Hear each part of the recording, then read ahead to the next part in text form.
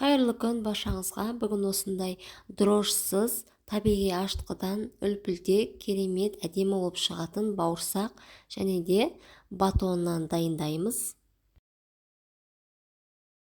Дрожсыз табиғи ашытқыдан жасалған батон нандарымыз арасы осылай ашылып, толықтай пісіп шығады. Видеоны толықтай қарап, каналыма тіркеліп кетіңіз.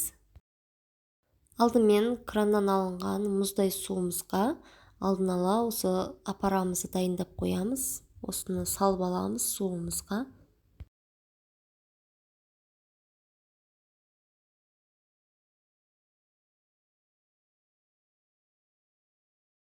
Одан кейін үстіне ұнымызды саламыз.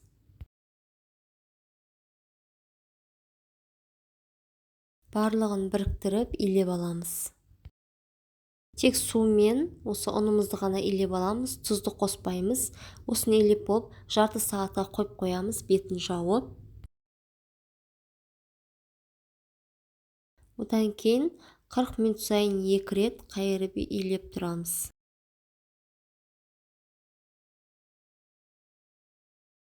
Одан кейін қамырымызды сәл тұрғаннан кейін осылай арасын ашып жайып аламыз.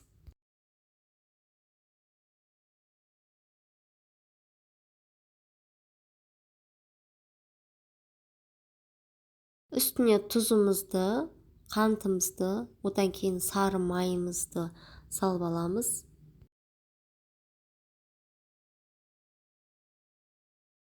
Сары майымызды осылай жан-жағына жағып, одан кейін бетін жауып. Егер табиғи ашытқыларыңыз болса, дәл бұлай емес, кәдімгі табиғи ашытқыны майды, қантты салып қосып илей беруге болады. Енді осыны орап, кейін жақсылап ұрғылаймыз. Осылай тұзы мен майы, қанты барлығы жақсы сіңу үшін осылай видеодағыдай жасаймыз. Бұл қамыр бізде бауырсаққа және батон нанға екеуіне бірдей.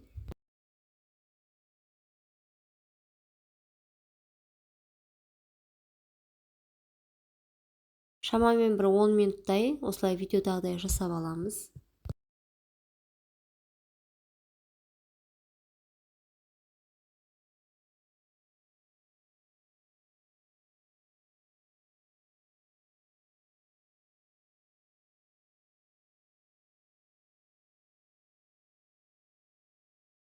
Басында осылай бірікпейді, одан кейін біраз осылай ұрғылау процесінен кейін жақсы бірігіп, қамырымыз жұмсақ болып шығады.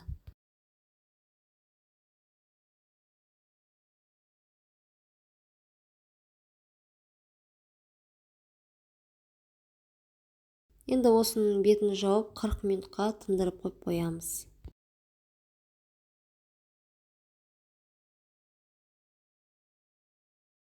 Дәл осылай 40 минут сайын 2 рет обменка береміз. Бізде қамырымыз дайын болды. Енді осының жартысына бауырсаққа, жартысын батоннан қалып қаламыз. Осылай бөліктерге бөліп аламыз. Бізде қамырымыз өте жұмсақ болып дайын тұр.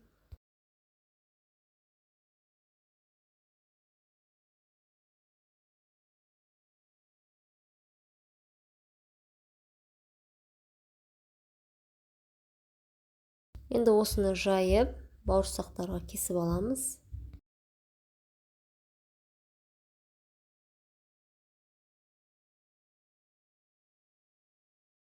Қызып тұрған майымызға осылай салып пісіріп аламыз.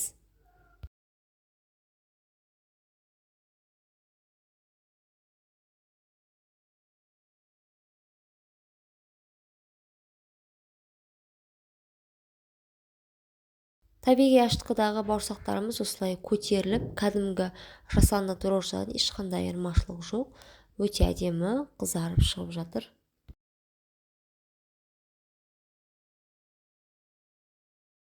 Мен өзім 1 жыл болды осы табиғи ашытқыны қолданып жүргеніме, дрожжының орнына қолданамын.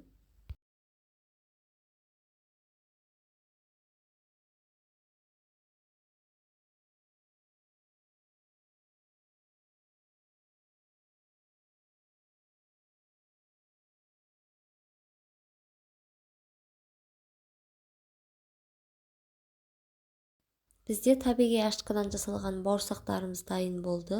Жұмсақ, үлпілдеп болып шықты.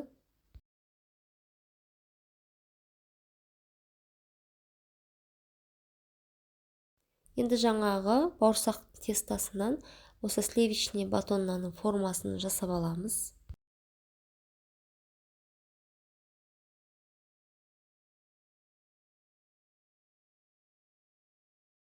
Кейін формамызға салып, жарты сағатқа бетін жауып қойып қоямыз.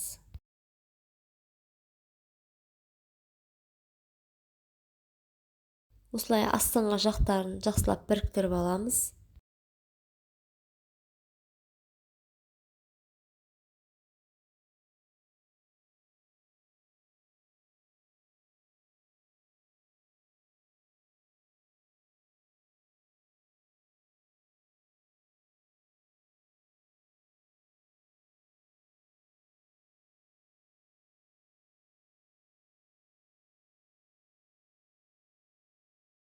Енді екеуін жарты сағатқа тындырып қоямыз көтерілгенше.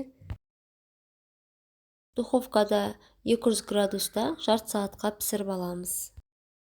Пісірер алдын осылай бетінен пышақтың көмегімен кесіп аламыз. Нанымызды толықтай суытып барып кесеміз.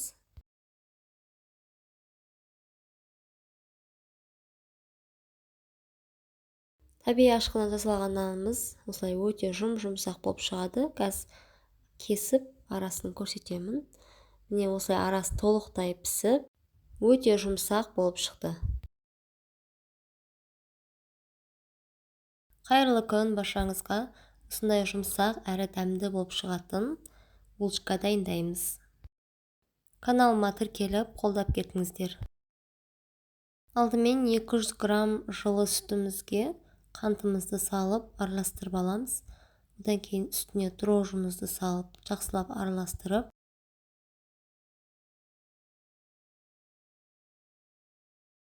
үстіне 3 жұмыртқамызды, одан кейін тұзымызды салып аламыз. Ұнымызды алдын ала електен өткізіп саламыз. Ұнымыздың барлығын салып, жұмсақ қамыр илеп аламыз.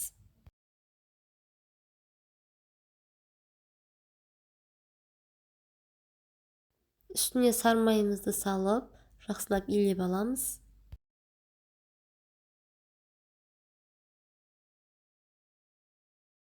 Бетін пакетикпен жауып, 1-1,5 сағат қойып қоямыз.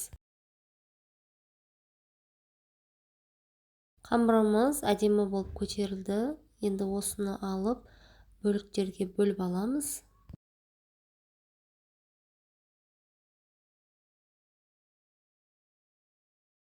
Өздеріңіз қалаған, ұнаған формаларыңызды жасасаңыздар болады.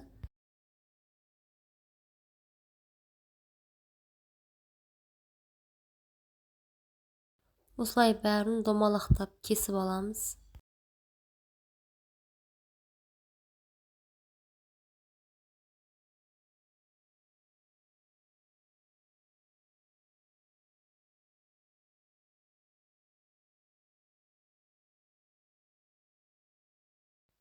Қамырымызды осылай жайып, формаға келтіріп аламыз.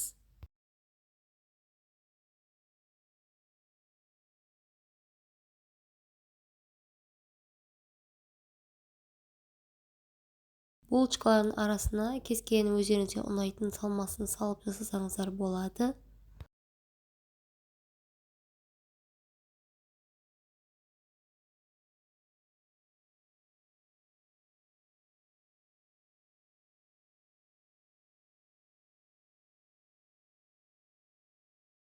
Мен барлығын осындай бір формада жасап алдым.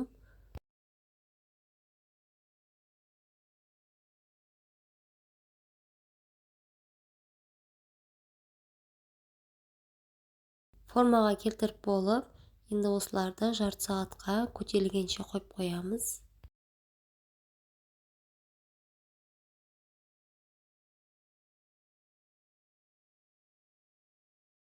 Көтерілгеннен кейін бетіне жұмыртқамызды жағып аламыз.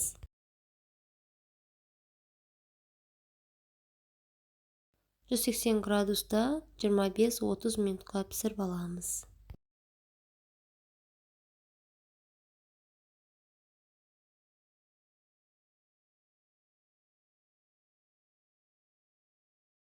Жұмыртқа жақып болып, одан кейін бетіне мак септім.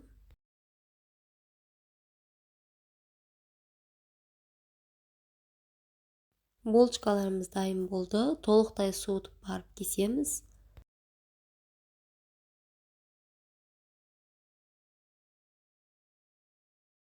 Міне арасы осылай толықтай пісіп шықты. Жұмсақ, жеп-жеңіл болып. Видео ұнаса, каналыма тіркеліп, пікір қалдырып, қолдап кетіңіздер.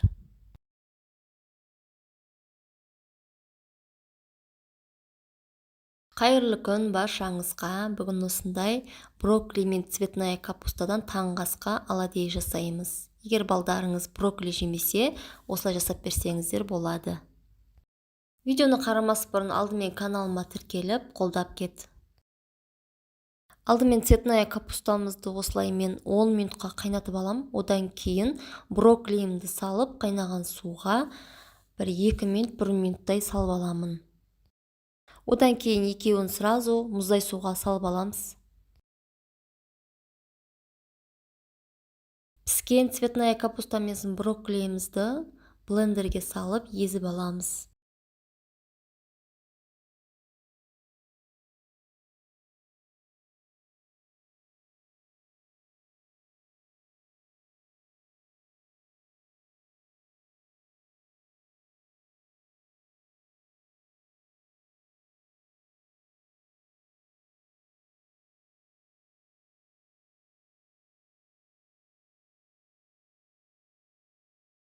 Блендерден өткізіп болып, екеуін ыдысымызға саламыз.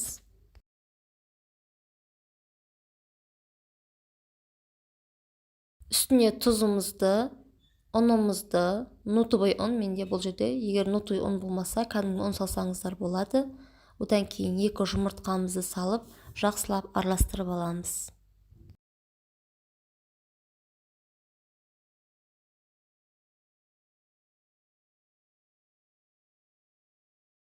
Салмамыз сұйықта болған жақсы, сұйық болса, оладьйіміз жұмсақ болып шығады. Ал егер қою болып қалса, қаттылау болып шығады.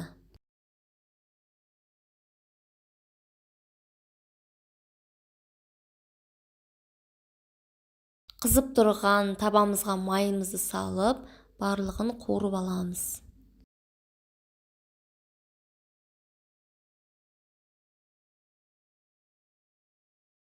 Таңғы асқа бұл өте пайдалы тағам. Егер балдарыңыз брокколи жемесе, цветная капуста жемейтін болса, осылай жасырын түрінде жасап беруге болады.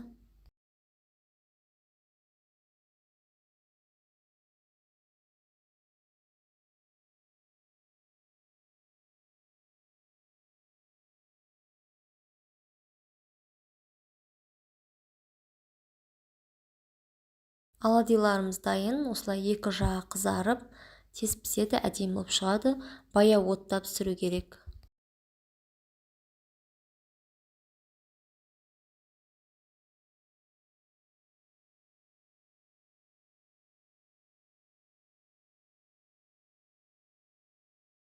Екінші салмасын пісіріп аламыз.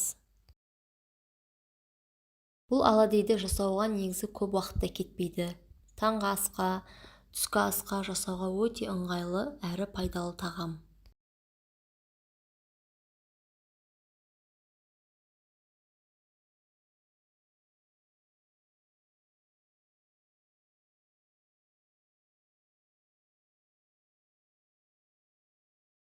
Толықтай барлығы пісіп шықты. Рецепт ұнаса жасап көріңіздер, көңілдеріңізден шығады деген ойдамын.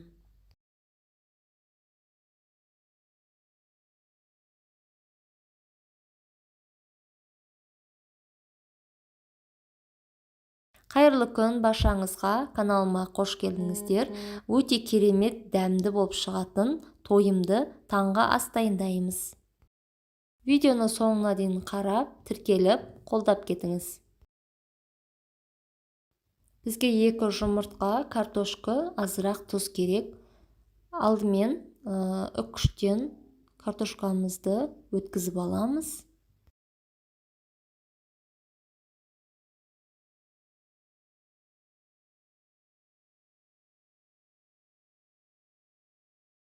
Одан кейін картошкамызды суынан осылай сығып аламыз. Үстіне азырақ тұзымызды, 2 жұмыртқамызды салып, барлығын жақсылап араластырып аламыз.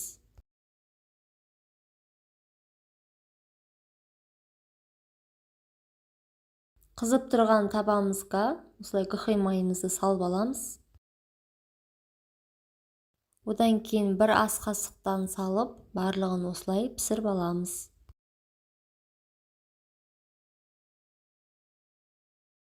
Драникиді таңғы асқа, түскі асқа, әсіресе күріштің қасына қосып жасағанға өте жақсы тағам.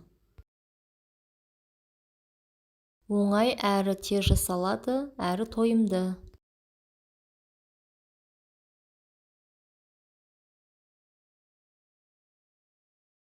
Осылай екі жағында бірдей қызартып қуырып аламыз.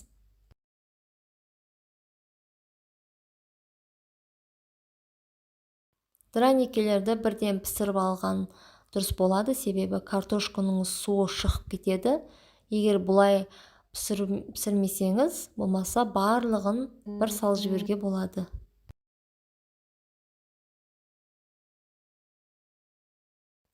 Енді осылай пісіп шықты, екі жақ қызарып, жұмсақ болып.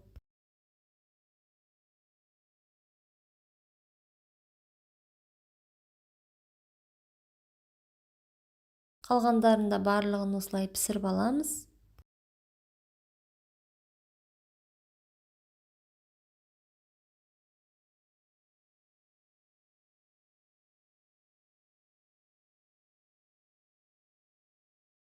Мен осылай үстіне сыр салдым. Сырды салмасаңыздар да болады.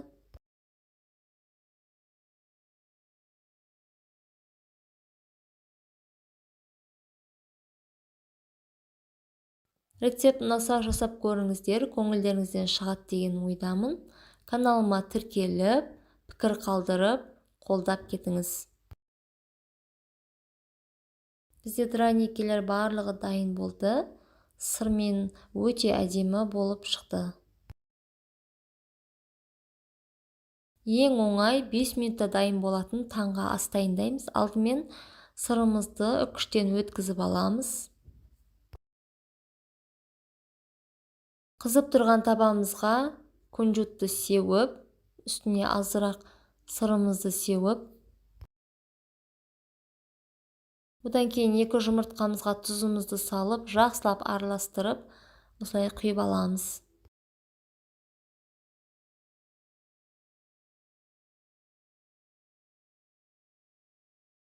Піскен жағын аударып, үстіне азырақ сырымызды саламыз.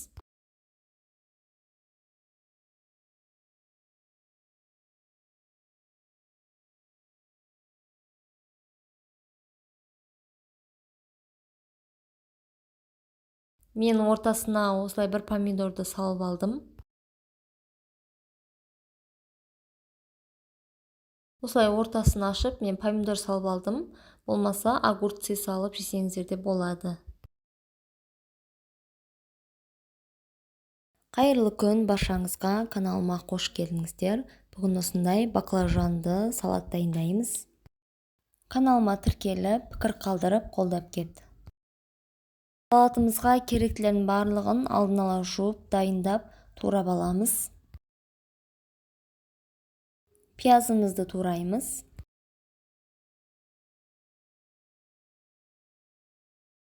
Сәбізді осылай домалақтап турап аламыз.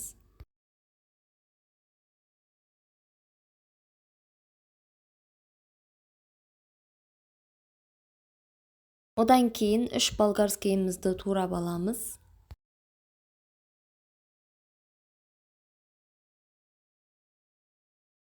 Баклажанды кәдімгі домалақтап турасаңыздар да болады. Мен осылай 2-ге бөліп турап алдым.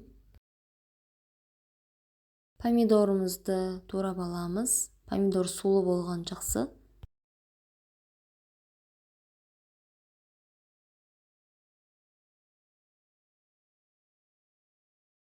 Алдымен пиязымызды қуырып, сәбізімізді салып, одан кейін болгарскийімізді салып, үшеуін жақсылап қуырып аламыз.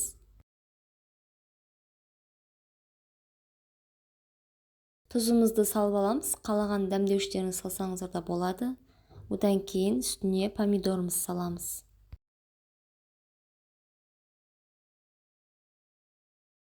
Барлығын жақсылап араластырып, қуырып аламыз.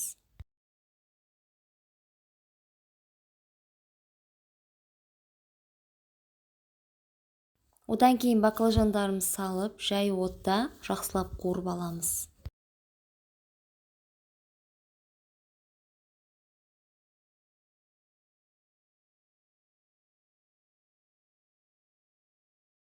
Кішкене ғана су құйсаңыздар да, құймасаңыздар да болады. Менікі өзінің суы шықты. Бізде салатымыз дайын болды. Түскі асқа, кешкі асқа жегенге өте тойымды әрі керемет салат. Видео ұнаса каналыма тіркеліп, пікір қалдырып, қолдап кетіңіздер. Қайырлы күн баршаңызға. Кабачоктан осындай тойымды әрі пайдалы блинчики жасаймыз. Видеоны толықтай қарап, каналыма тіркеліп, пікір қалдырып, қолдап кетіңіз. Алдымен кабачокты осылай үккіштен өткізіп аламыз. Кейіннен өткізіп болып, кабачогымызды суынан сығып аламыз. Сырымызды да осылай үккіштен өткізіп аламыз.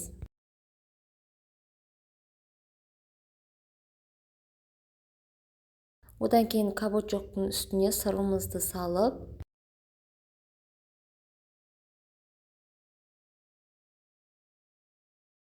азырақ тұз салып аламыз.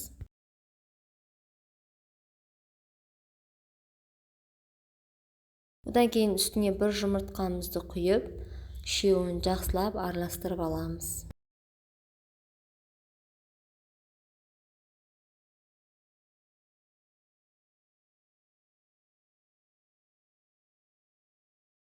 Формамызға пергамент төсеп, осылай қасықтың көмегімен жайып аламыз. Болмаса қолымызбен жасасақ та болады.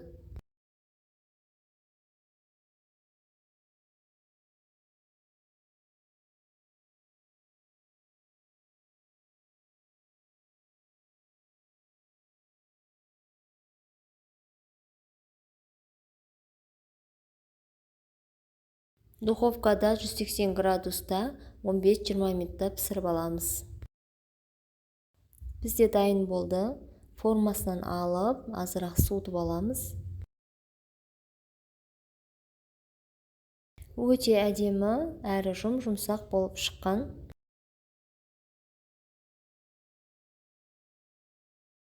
Салмасына қалағандарыңызды салсаңыздар болады. Мен осылай помидор мен огурцыйды саламын.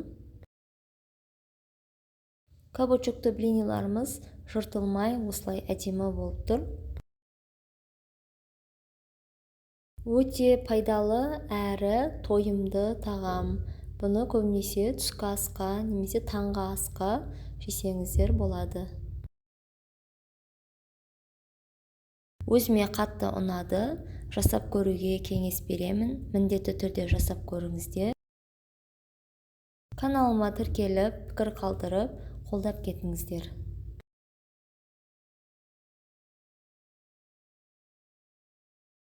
Қайырлы күн баршаңызға. Бүгін осындай өте оңай фрикадельки жасаймыз.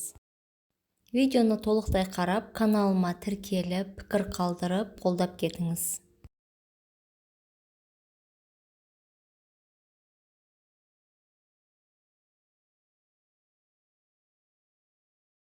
Бізге керегі фарш, пияз, бір сәбіз, қызыл болгар бұрышы. Пиязымызды кубиктеп майдалап турап аламыз.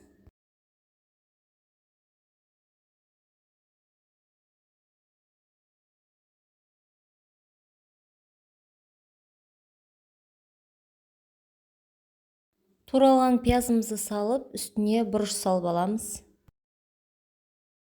Одан кейін сәбізімізді майдалап көбіктеп турап аламыз.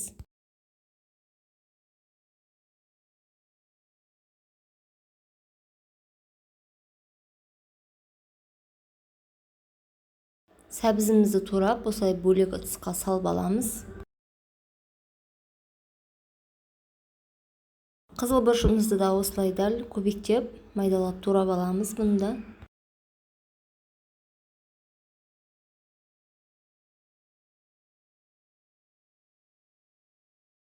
Осы болгар бұрыштары тамаққа өте жақсы дәм береді. Барлығын осылай көбіктеп турап алдын ала дайындап аламыз.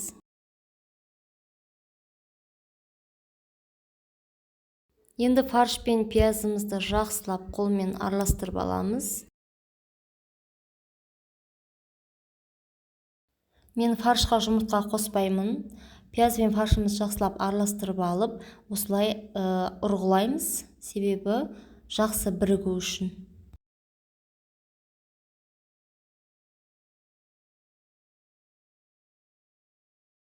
Фаршымыз дайын болды. Енді осылай домалақтап, бәрін алдын ала дайындап, фрикаделькемізді дайындап аламыз.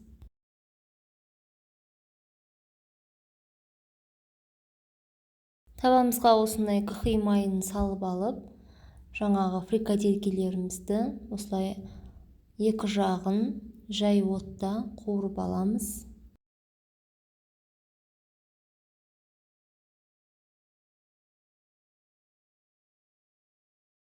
Бізде осылай шашырап кетпей, жақсы болып қуырылып жатыр.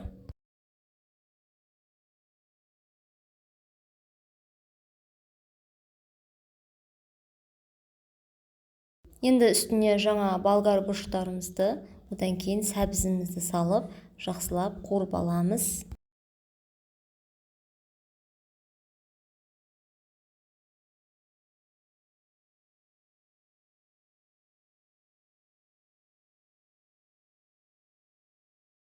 Одан кейін үстіне бір помидорымызды турап саламыз.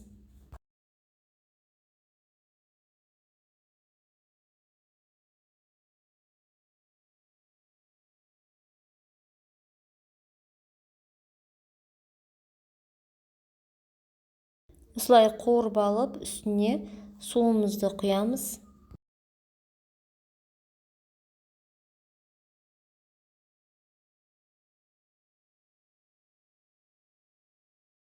Енді суы қайнағанша картошкамызды алдын ала көбіктеп турап дайындап аламыз.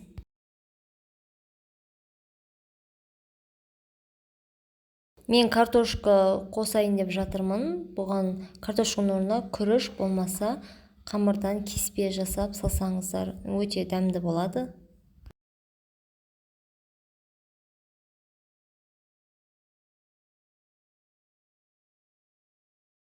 Сорпамыз қайнады. Енді картошкамызды салып, тағы бір қайнатып аламыз.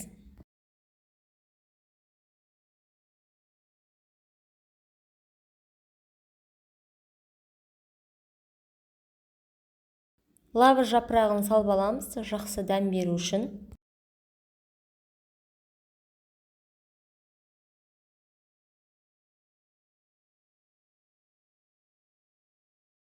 Бізде фрикаделькеден супымыз дайын болды. Түскі асқа, кешкі асқа өте жеңіл әрі пайдалы тағам. Видео ұнаса, каналыма тіркеліп, пікір қалдырып, қолдап кетіңіздер.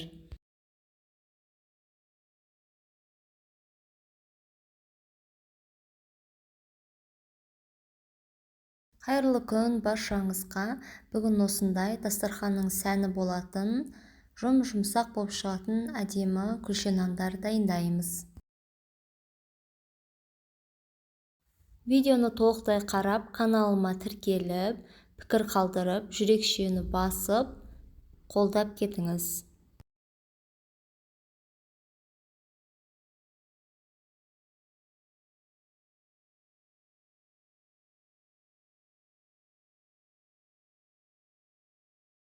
Ұнымызды алдын ала ситадан өткізіп аламыз.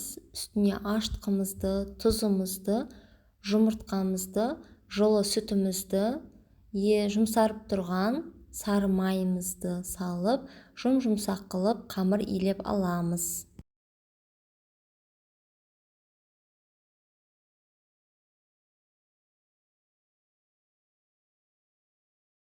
Барлығын араластырып, жақсылап жұмсақ қылып илеп аламыз.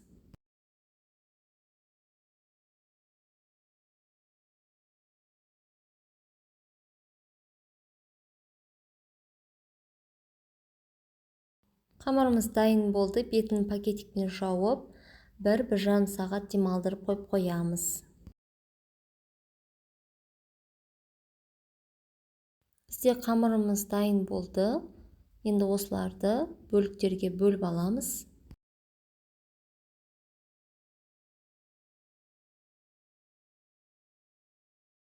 Мен осылай майда бөліктерге бөліп аламын.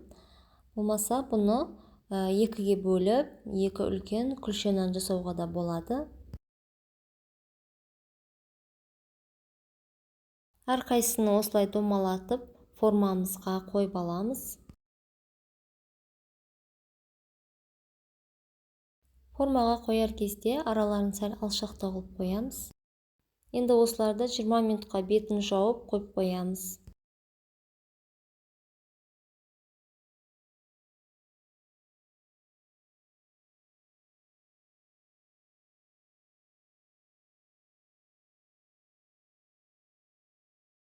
Бізде қамырымыз көтеріліп дайын болды. Енді ортасынан бастап қолымызбен осылай форма беріп шығамыз.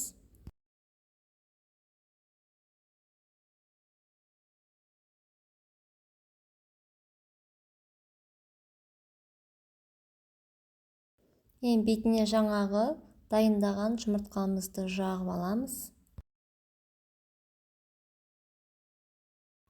190 градуста 30 минутқа пісіріп аламыз.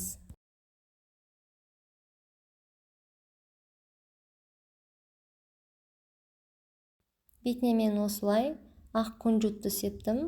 Қара күнжут сепсеңіздер де болады. Әдемі болып шығады.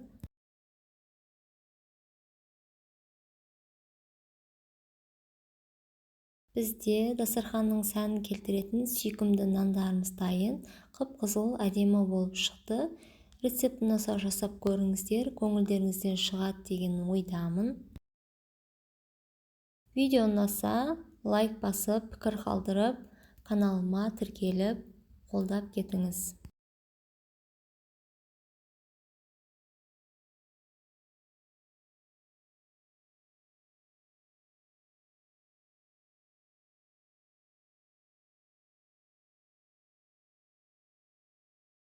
Қайырлы күн баршаңызға. Бір жасағаннан шығатын, өте дәмді, керемет болып шығатын лимонды печенье дайындаймыз. Видеоны толықтай қарап, каналыма тіркеліп, пікір қалдырып кет. Бізге керек 2 жұмыртқа, ұн, лимонның соғы, одан кейін қант. Алдымен ыдысымызға 2 жұмыртқамызды, одан кейін қантымызды салып, екеуін жақсылап араластырып аламыз.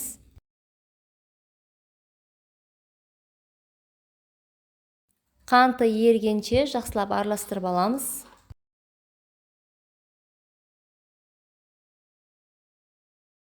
Бөлме температурасында тұрған сары майымызды салып аламыз.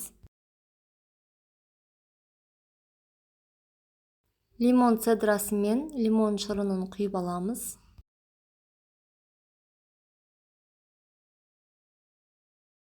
Ұнымызды салып аламыз. Жарты чайная ложка ас содамызды, одан кейін қопсытқыш саламыз.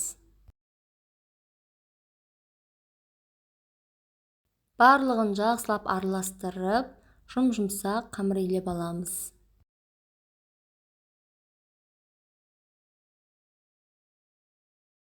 Одан кейін бетін салфанмен жауып, холодильникке жарты сағатқа қойып қоямыз. Бізде қамырымыз холодильникте жарты сағат тұрды. Осылай домалатып форма жасап аламыз. Одан кейін қант ұнтағына салып аламыз да формамызға барлығын қойып шығамыз.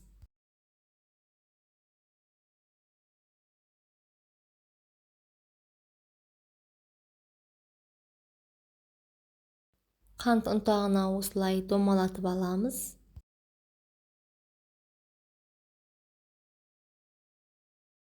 Лимонды печенье рецептісін өзім ғаламтордан бір рет алып жасап жатырмын. Лимонның иісі енді айта алмаймын, хош иісті, керемет болып шығады.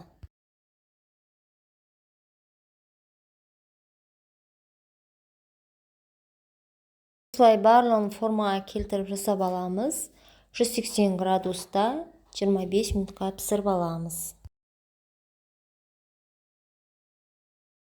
Бізде печеньелеріміз дайын болды. Иісі енді өте керемет болып шығады. Жасап көріңіздер, көңілдеріңізден шығады деген ойдамын. Каналыма тіркеліп, лайк басып, қолдап кетіңіздер. Бізде арасы бөлгенде осылай сап-сары әдемі болып шықты.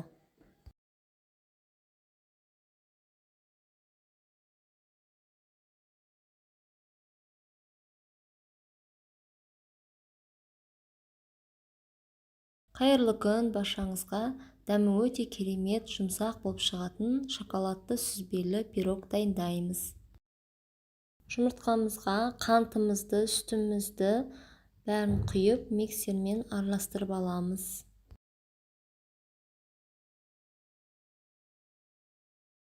Миксермен көпіргенше жақсылап араластырып аламыз.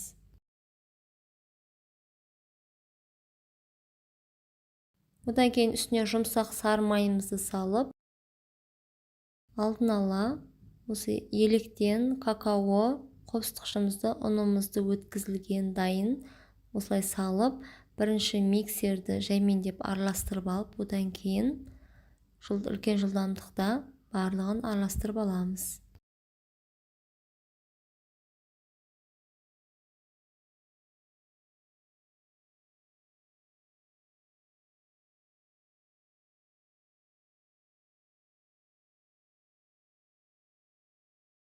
Осылай шоколадты тестамыз дайын болады.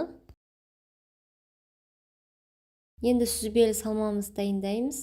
Жұмыртқамызды салып, қантымызды, одан кейін бір ас қасық жүгері крахмалын салып, погружной блендермен жақсылап араластырып аламыз.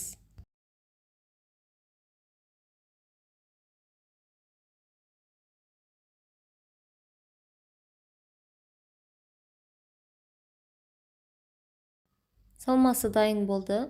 Енді кез келген формамызға шоколадты пирогымызды құйып аламыз.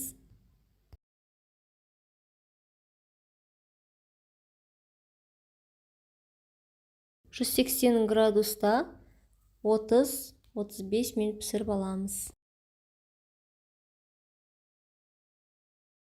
Сүзбелі салмамызды осындай кондитерлік мешокқа салып, бас жағын азырақ осылай кесіп, үстіп құйып аламыз. Рецептін насар жасап көріңіздер. Каналыма тіркеліп, пікір қалдырып, қолдап кетіңіз. 180 градуста 30 минутта пісіп шықты. Толықтай суытып барып кесеміз арасын. Өте дәмді әрі әдемі болып шығады. Қайырлы күн достар. Дәмі өте керемет әрі нәзік болып шығатын апельсинді пирог рецептімен бөлісемін. Жасап көруге кеңес беремін. Жасап көріңіздер. Бір жасағаннан өте керемет дәмді болып шығады.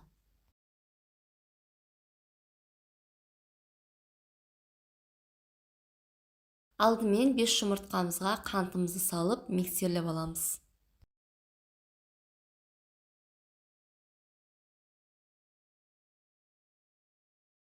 Теркадан 2 апельсин цедрасын алдын ала өткізіп аламыз.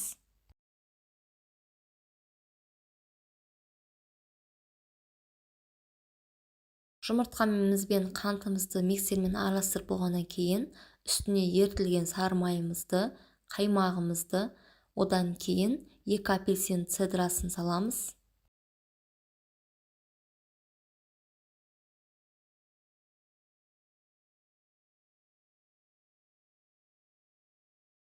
Ұнымыздың үстіне қопсытқышымызды салып, екеуін жақсылап араластырып аламыз алдын ала.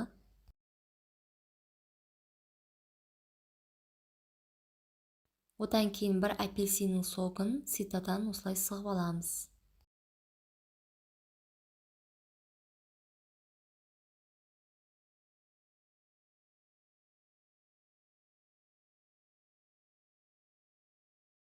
Ұнымыздың жарты бөлігін салып, миксердің көмегімен араластырып аламыз.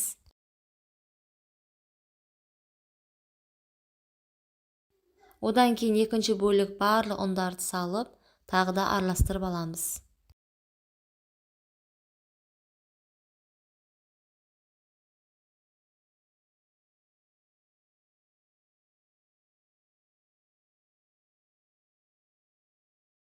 Мен осындай формаға жасаймын. Егер кекстің формасы болса, соған жасасаңыздар болады.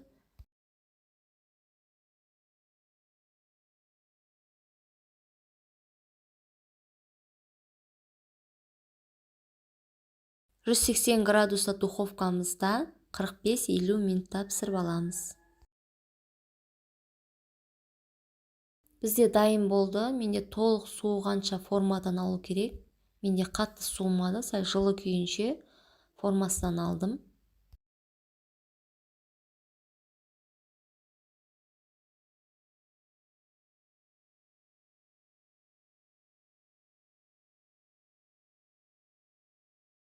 Үстіне мен осылай қант ұнтағын сеуіп алдым.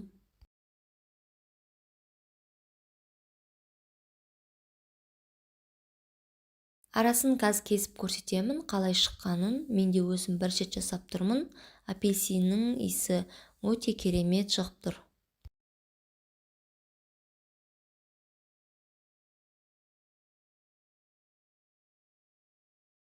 Міне арасын қарап алыңыздар, сап-сары, өте әдемі болып шыққан, бір жасағаннан шығады. Видео ұнаса, соңына дейін қарап, пікіріңді қалдырып, лайк басып кет. Қайырлы күн баршаңызға. Өте жұмсақ әрі дәмді болып шығатын, тез дайын болатын чебуреки дайындаймыз. Видеоны толықтай қарап, каналыма тіркеліп, пікір қалдырып, қолдап кетіңіз.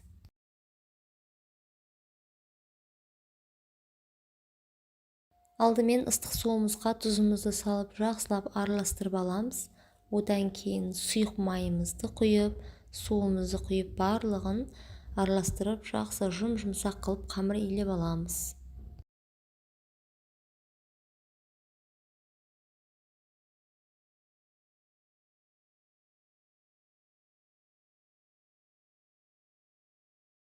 Қолымызбен осылай жақсылап илеп аламыз.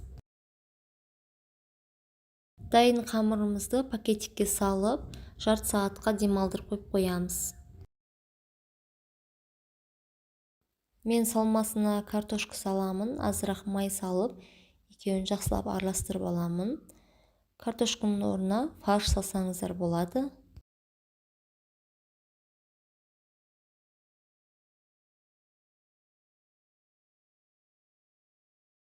Қамырымызды майда бөліктерге бөліп аламыз.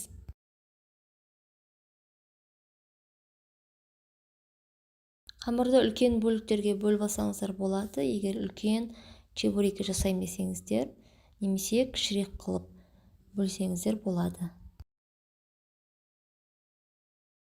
Барлығын осылай кесіп болып, домалақтап дайындап аламын.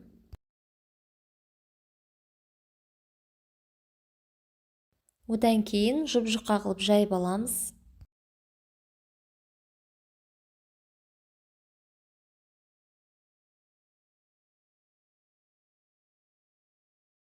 Қамырымызды жұқа қылып жайып болып, арасына картошкамызды салып, бетін жауып, шанышқының көмегімен тегістеп аламыз шеттерін.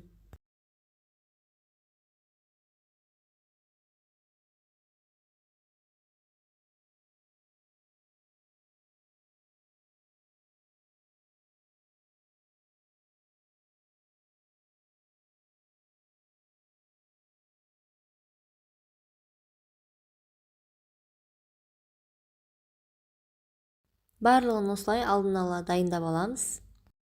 Майымызды алдын ала қыздырып алып пісіреміз. Қазанға мән бермеңіздер.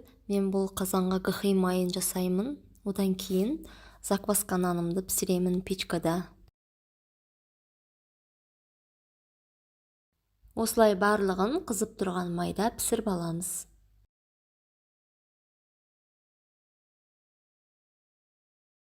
Осы рецептпен жасап көріңіздер, бір жасағаннан шығады.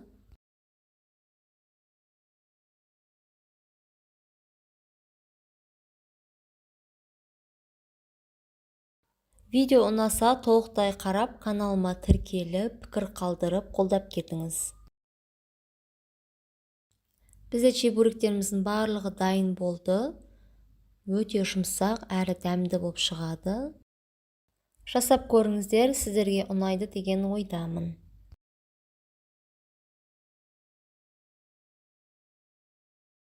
Қайырлы күн баршаңызға. Бүгін осындай қатпарлы самсаның рецептісімен бөлісемін. Видеоны қарамас бұрын каналыма тіркеліп, қолдап, лайк басып кет.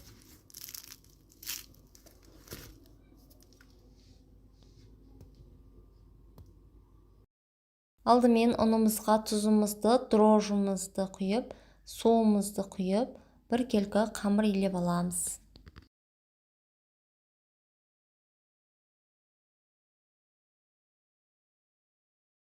Қамырымызды илеп болып, пакетикке салып, 1 сағатқа демалдырып қоямыз.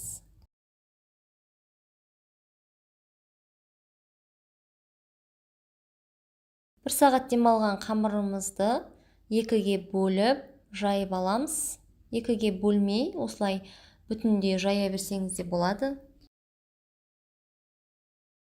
Жаңа екіге бөлген қамырымыздың біреуін алып, жайып аламыз, жұқа қылып.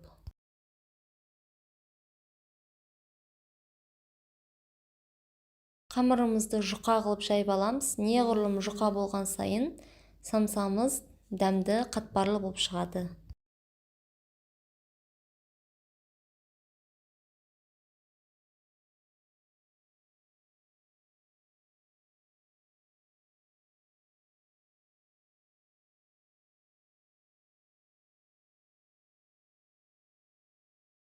Қамырымызды дәл осылай жұқа қылып жайып аламыз. Одан кейін үстіне ерітілген сары майымызды құйып, жағып аламыз.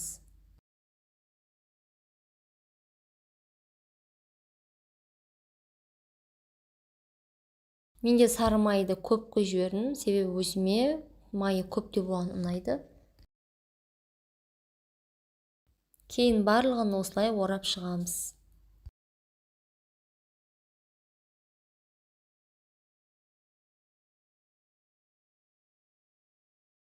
Орап алып, бұны бір шетке қойып қоямыз.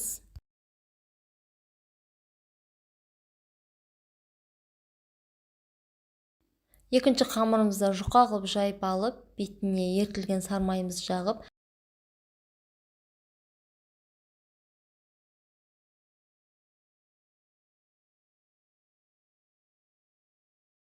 жаңа оралып тұрған қамырымызды алып, екеуін біріктіріп, орап аламыз да, морозильникке 1 сағат, 2 сағатқа қойып қоямыз.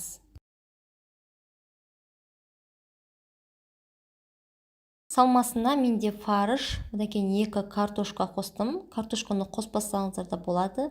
Пияз, картошка мен пияз екеуін көбіктеп, турап алып саламыз.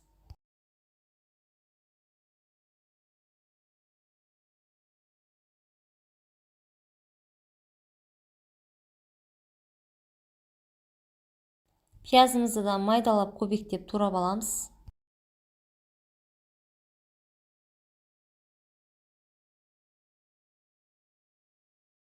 Бізде салмамыз дайын. Морозильниктегі 1 сағат тұрған қамырымызды алып, алдын ала шарып қоямыз, бір 15 минутқа. Одан кейін осылай майда бөліктерге бөліп алып,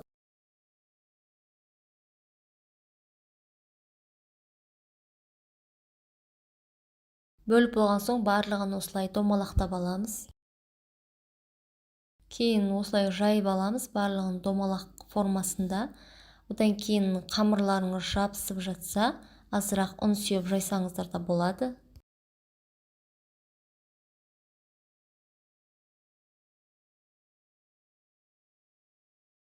Мен барлық қамырды осылай формаға салып жайып аламын алдын ала.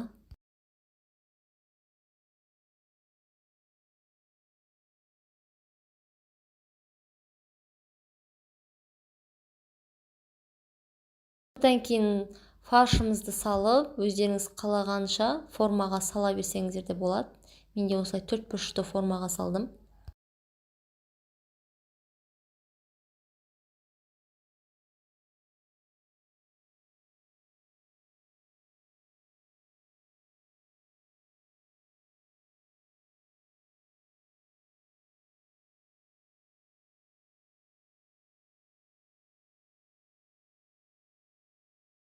Дайын болған самсалардың үстіне жұмыртқамызды жағып, бетіне, одан кейін 180 градуста пісіріп аламыз. Самсаларымыз дайын, өте қатпарлы, әлі қытырлақ, дәмді болып шығады. Рецепт ұнаса жасап көріңіздер, көңілдеріңізден шығады деген ойдамын.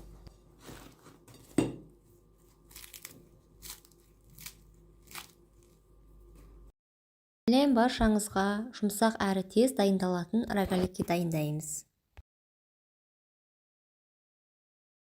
450 грамм ұнымызға жылы сүтімізді құйып аламыз. Мендегі дрожж, свежий дрожж, оны жылы сумен азырақ қантпен алдын ала өсіп аппарат жасап алдым, көтеріп, сары май, қант, бір жұмыртқа, азырақ ванилин, жарты қасық тұз қостым.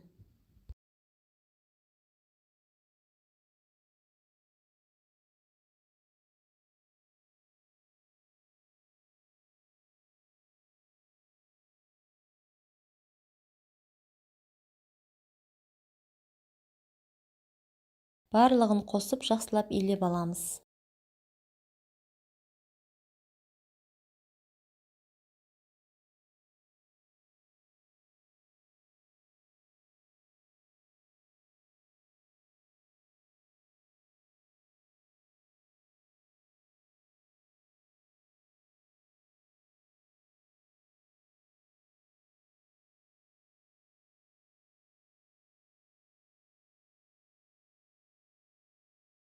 Бетін пищевая пленкамен жауып, 1 сағатқа демалдырып қоямыз.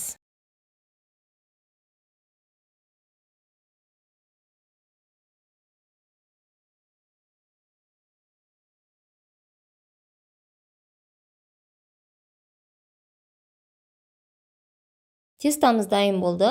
Осыны 4 суалаға немесе өздеріңізге ыңғайлы етіп 2-ге бөліп жая берсеңіздер болады.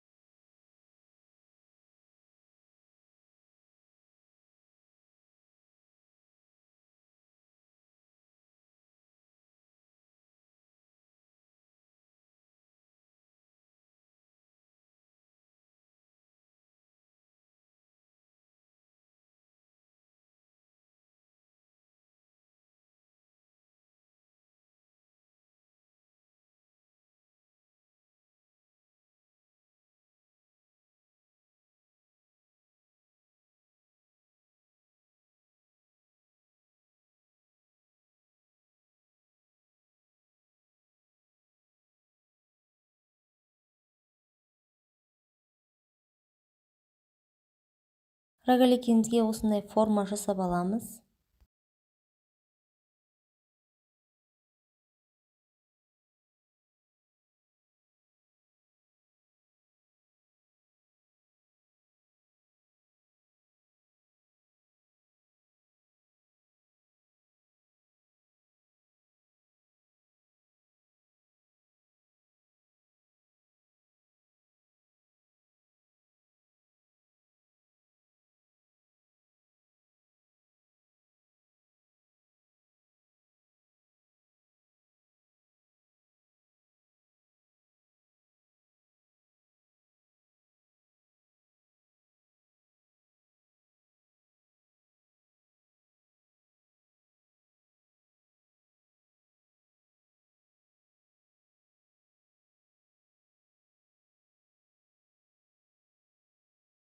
Менде осындай рогаликидің бетіне мак пен қантты араластырып, осылай сәндік үшін жасауларыңызға болады.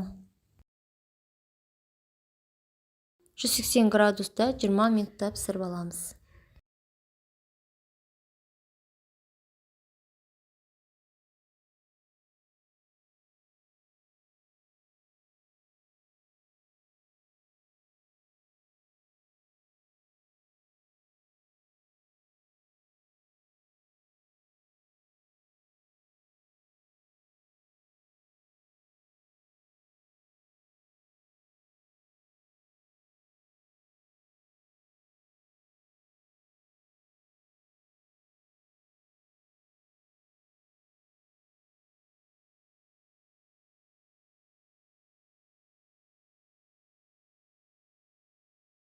Рогаликіміз дайын, өте жұмсақ әрі жылдам дайын болады.